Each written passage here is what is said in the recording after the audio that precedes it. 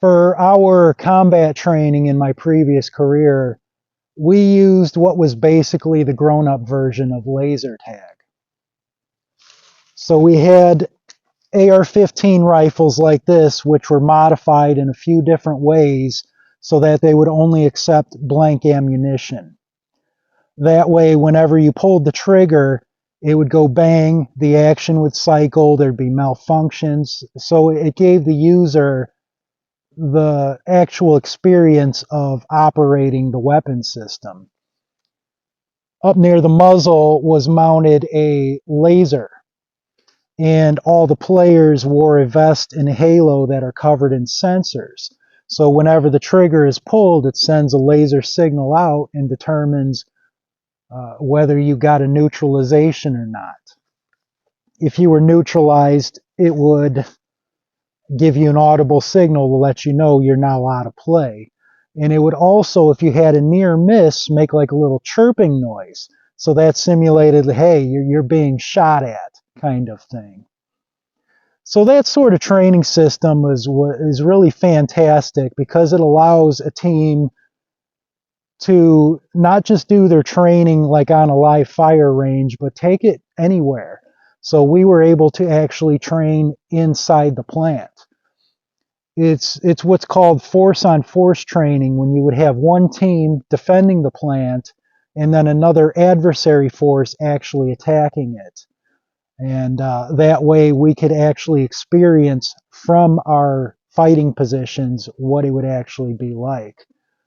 And in addition to being good for us, the individuals, in getting training, also command and control was able to take from that system. It's advanced enough that they can download the data from it, which tells them exactly, who neutralized who and what went on. So then they can take that and look it over and say, okay, this defensive position does really well, this one not so much. But they can always take that information and use it to be constantly improving the defensive strategy of the plant. And in addition to the bigger force on force drills, we would also run more limited scope ones, which is where we would just kind of focus on very specific skills we're trying to work on. Like, say, for instance, room clearing. Because if you're going to enter into a room where there might be armed adversaries, the moment you step into that doorway, you're in like a fatal funnel that's extremely dangerous. So there's certain ways that have been shown to be more successful with that. And same thing like traversing staircases up and down. It's extremely dangerous. So we kind of go over it and then just practice running it over and over again so we can get better at how to do those skills. Every last one of these drills would end up being a cluster. Okay, so that's just the chaotic nature of armed conflict. You can do all your training and preparation ahead of time, but as soon as the fireworks start kicking off, there's just too many variables and things that change in real time that, in luck, lots of luck involved in it. So when we're talking like closer ranges, say under 50 or 100 yards, if you had two people engaging each other, irregardless of skill level, if you had your most skilled shooter and your least skilled, it was still almost like a 50-50 chance on who was going to come out victorious. So the way I see it is that, okay, if that were actual live fire, every single drill would be a bloodbath. That's just what I've seen of it. Seeing 1,000 of these drills, either as a player, controller, or observer, in my opinion, the best way to survive a gunfight is to simply not get into one. Okay, so as preppers or even just concerned citizens, we should be doing everything within our power to be avoiding armed conflict, not planning for getting into it. I see that a lot. It still happens where people mention talking about scavenging as a technique when the stuff hits the fan. But those same people will talk about how they will not tolerate looters. They'll say, you loot, we shoot. So what you're saying is that when other people do it, it's called looting. But when you do it, it's called scavenging. You see what I'm getting at here? It's my opinion that anybody who decides to use scavenging as a technique to get by is probably going to have a shortened lifespan. That's just the way it's going to work. I would do all I can to completely avoid it whenever possible. You even see it today whenever I see video footage from like an inner city riot or something. There's always people standing there with their phone like, look, there's people shooting at each other. Durr. I don't know. With the world we live in, anytime you go to a concert, a sporting event, political rally, whatever, you have to acknowledge you are potentially putting yourself in a dangerous situation, right? And I'm not saying you shouldn't go to those things, but if you do, you got to pay attention to what's going on around you. And the moment, if anything goes awry and fireworks kick off, you need to not be there anymore. It's time to get out. I mean, I just don't understand how people do not see when they are in a dangerous situation. You need to remove yourself from it. Now, there could potentially be times in our lives where we can't avoid a violent encounter, because somebody else brings it upon us and now we have to respond to it. When we are attacked, there are two things that a successful winner in a fight usually does. Now, I'm not talking about like sport fighting, okay? I mean more like impromptu street fighting and things. The winner almost always does two things right. One, they quickly recognize that violence is inevitable, okay? And then two, they act with overwhelming violence.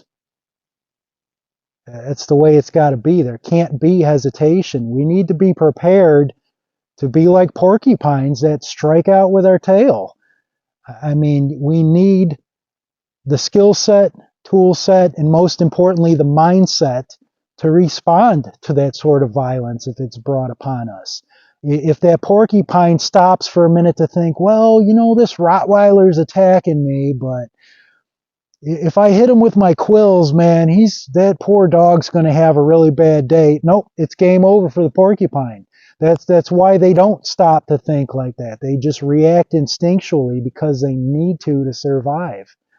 And if you are ever ambushed, you need to do the same thing. I think the biggest threat in a post-apocalyptic world would be being ambushed. Okay, and being ambushed is not ideal because it's always done in a way that is advantageous to the predator, at a time and place of their choosing, and not so much for the target.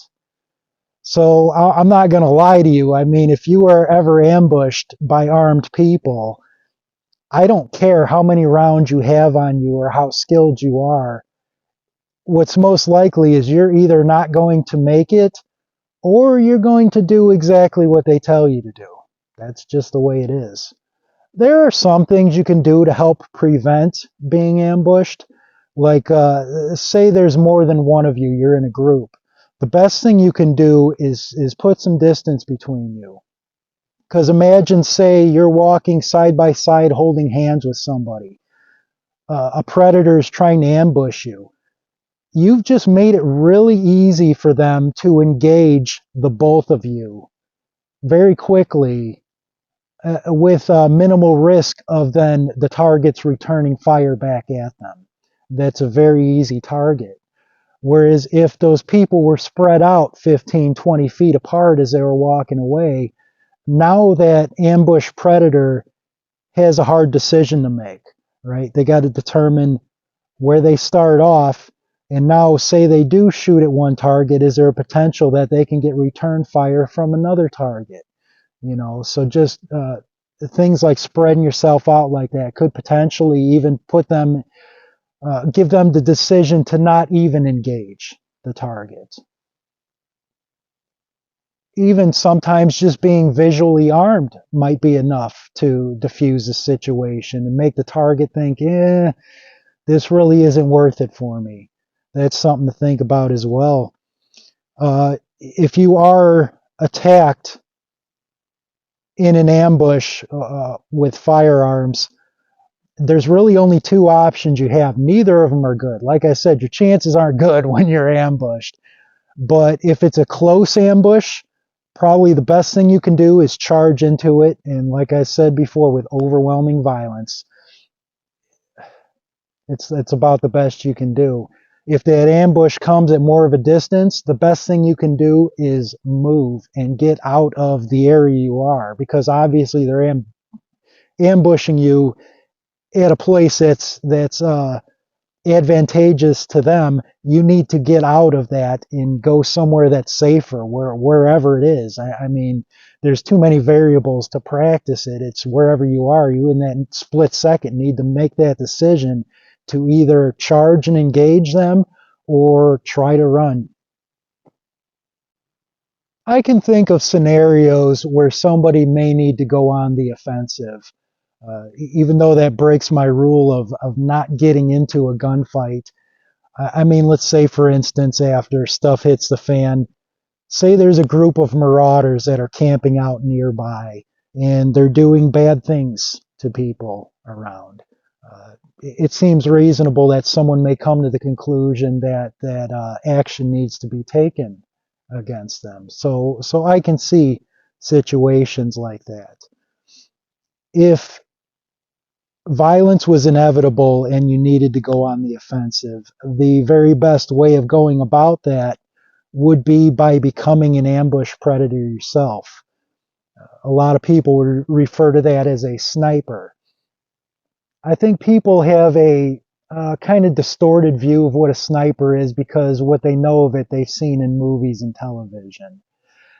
And that's not exactly right. They equate a sniper with a long distance shooter. But no, a sniper is an ambush predator. The long distance shooting is just one of the many tools that they have in their toolbox in case they need to do it.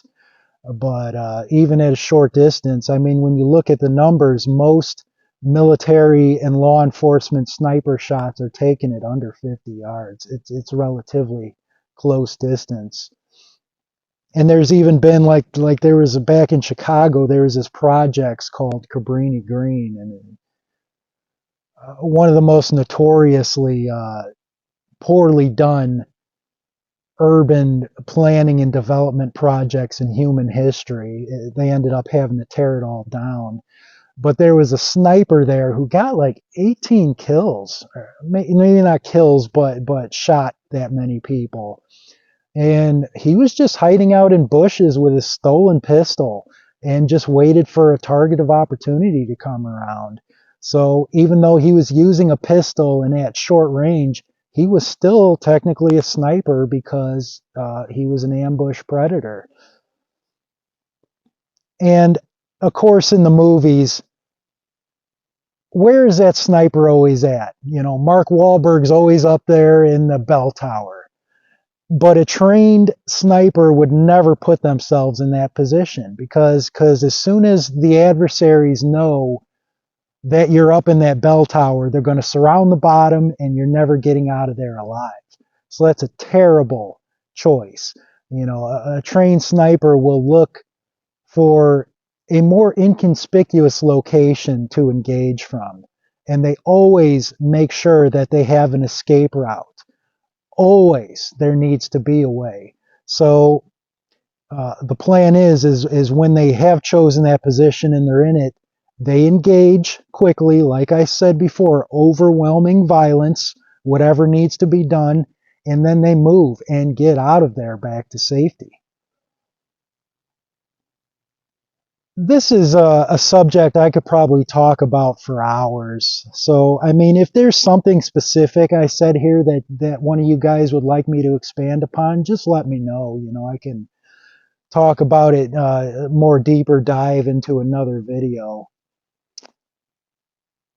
But until then, keep yourself out of trouble.